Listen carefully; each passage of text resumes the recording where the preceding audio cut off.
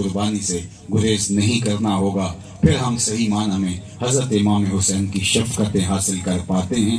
اور اگر ہم اپنی زندگی کو طرز یزید پہ گزارتے ہیں، جو خرابیاں، جو خامیاں، شیطان کی اطاعت اور اس کے ہتھے چڑھ جانا، یہی اگر ہمارا رویہ اور طرز زندگی ہے، تو پھر ہم زبان سے حسین ابن علی کا صرف نام ہی لیتے ہیں، رویے ہمارے سارے کے سارے یزید والے ہیں۔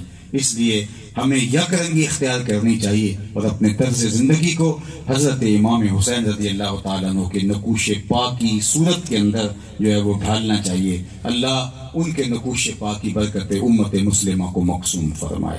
میں شکریہ ادا کرتا ہوں جناب حاجی جاوید صاحب، ان کے رفقائے کار کا، کہ جن کی وساطت سے جو ہے وہ آپ سے ہم کلام ہونے کا موقع اور شرف ملا۔ اللہ تعالیٰ جل شانہ ان کو بہت ساری برکتیں دے، اس پورے خاندان پر اپنی رحمتوں اور کرم نوازیوں کی بارش کرے۔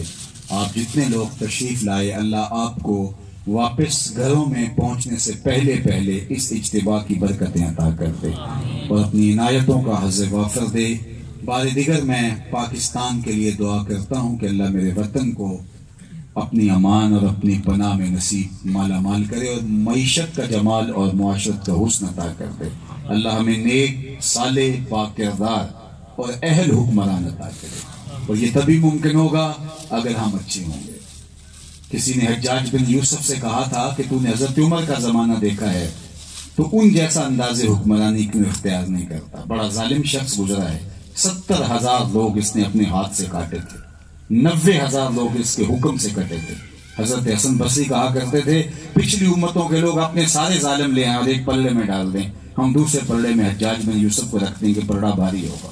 اتنا بڑا ظالم، لیکن اس نے جرأت کر لی، کہا تو نے حضرت عمر کا زمانہ دیکھا ہے، ان جیسا انداز حکمرانی کیوں اختیار نہیں کرتا؟ اس نے 2 لفظوں میں جواب دیا، اس نے کہا تبازروا اتعمر لکم، تم ابو ذر بن جو میں عمر بن جاتا ہوں۔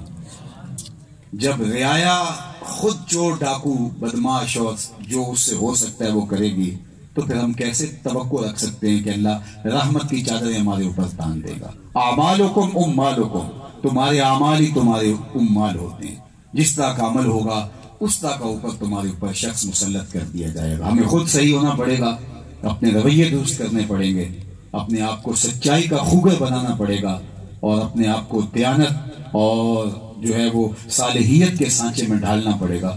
اگر ہم ایسا کر لیتے ہیں تو انشاءاللہ اللہ تعالیٰ اسباب پیدا کر دیتا ہے۔ آپ دیکھتے ہیں آسمان پہ بادل کا ایک ٹکڑا بھی نہیں ہوتا، لیکن جب اللہ پیاسی زمین کو سیراب کرنا چاہتا ہے، کہاں سے بادل امٹ کے آ جاتے ہیں، پھر کھل کے برستے ہیں، پھر خلت برگ و بار ملتی ہے درختوں کو۔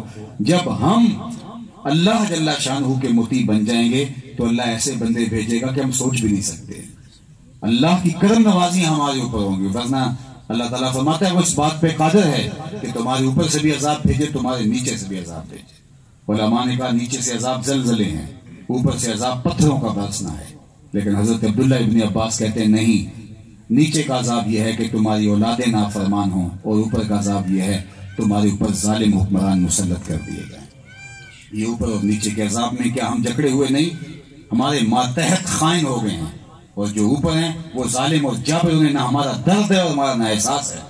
پھر نتیجہ کیا ہے جو ہمارے سامنے ہے؟ اس لیے ہمیں خود صحیح ہونا پڑے گا۔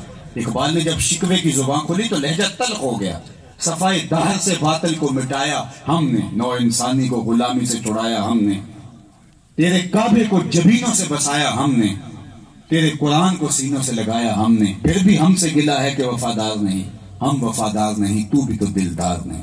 بہت سخت لہجہ ہو گیا، لیکن جب جواب آیا تو سارا نشہ اتر گیا۔ لفظ وہی ہیں، صرف صیغہ بدلتا، ادھر سے اب جواب آ رہا ہے۔ صفائے دہر سے باطل کو مٹایا کس نے، نو انسانی کو غلامی سے چھڑایا کس نے، میرے کعبے کو جبینوں سے بسایا کس نے، میرے قرآن کو سینوں سے لگایا کس نے، تھے تو آبا وہ تمہارے ہی مگر تم کیا ہو، ہاتھ پہ ہاتھ دھرے منتظر فردا ہو، ہر کوئی مست مئے ذوق تن آسانی ہے، تم مسلمان ہو یہ انداز مسلمانی ہے، حیدری فقر ہے میں دولت عثمانی ہے، تم کو اسلاف سے کیا نسبت روحانی ہے، وہ معزز تھے زمانے میں مسلمان ہو کر، تم خار ہوئے تارک قرآن ہو کر۔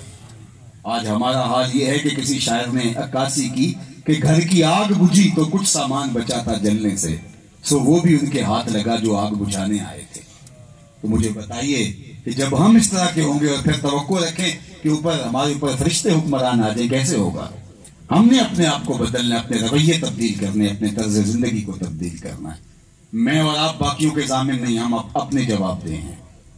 ہم کہتے ہیں ساری دنیا ہے تو میں کیا اکیلا بدل کے کروں گا؟ میں اپنی قبر میں فرد عمل لے کے جاؤں گا، مجھ سے میرے بارے پوچھا جانا ہے۔ میں اپنی زندگی کو دیکھوں، مجھے پتا ہے کہ میں کہاں کھڑا ہوں۔ اقبال نے کہا تھا کہ اپنے دل سے پوچھ، ملا سے نہ پوچھ، تیرا دل ہی بتائے گا تو کہاں کھڑا ہے۔ حضور علیہ السلام سے کسی نے پوچھا نیکی کیا بدی کیا ہے؟ یہ حضرت وابصہ بن معبد نے پوچھا تھا، تو آقا کہ فرمایا استفت قلبک، دل سے پوچھ لے، دل ہی بتا دے گا تو کھڑا کہاں ہے۔ دل ہی بتا دیتا ہے کہ تو اچھا ہے یا برا، کسی کو پوچھنے کی ضرورت نہیں ہے۔ تنہائی میں بیٹھ کے ایک لمحے کے لیے سوچیں کہ کیا جو ہم کر رہے ہیں اور جو ہمارے رویے ہیں، کہ اللہ اس کے رسول کی رضا ہمیں حاصل ہوگی؟ اللہ اکبر، یہ تو اس کا کرم ہے کہ پتھر نہیں برستے۔ یہ جو کچھ ہماری یونیورسٹیز کے اندر ہو رہا ہے، جو کچھ اس ملک کے اندر ہو رہا ہے، یہ تو اس کا کرم ہے کہ پتھر نہیں برستے۔ فرمایا کہ جب کافروں نے کہا نا کہ اگر یہ سچے ہیں تو ہمارے اوپر آسمان سے پتھر برسیں، انزل علینا حجارۃ من السماء، تو اللہ تعالیٰ نے کیا جواب دیا؟ وما کان اللہ لیعذبہم وانت فیہم۔ محبوب ان کو تو میں بسم کر کے رکھ دوں، لیکن محبوب اس لیے نہیں کر رہا کہ ان کے اندر تو جو رہتا ہے۔ یہ تو حضور کے صدقے سے ہمارے اوپر پتھر نہیں برس رہے، ورنہ پچھلی قوموں کو تو مسخ کر کے رکھ دیا، شکلیں بدلوں کی ہو گئی۔ ایک ایک جرم کیا تھا انہوں نے، شکلیں بدل گئی۔ ہم تو سارے جرم اکٹھے کر رہے ہیں، جو ہمارا حال ہے الیاذ باللہ۔ اس لیے ہمیں اپنے آپ کو بدلنا ہوگا، اپنے طرز زندگی کو بدلنا ہوگا۔ تھوڑی زندگی رہ گئی ہے، بہت تیزی کے ساتھ گزر رہی ہے۔ ہم سمجھتے یہ ہیں کہ ہم بڑے ہو رہے ہیں، لیکن حقیقت میں ہم چھوٹے ہو رہے ہیں۔ سانس سانس ہمیں توڑ رہا ہے اور ہم لمحہ لمحہ موت کی طرف بڑھ رہے ہیں۔ اٹھنے والا اگلا قدم کہاں ہوگا ہم نہیں جانتے۔ اس لیے ہمیں اپنے معاملات پر غور کرنا ہوگا اور اپنے طرز زندگی کو درست کرنا ہوگا۔ اللہ تعالیٰ جل شانہ توفیق دے اور میرے ٹوٹے پھوٹے لہجے کے اندر اصل کی شیرینی رکھ دے، اور جو کہا اللہ اس پر مجھے بھی اور آپ سب کو عمل کی توفیق عطا فرمائے۔ وآخر دعوانا ان الحمدللہ۔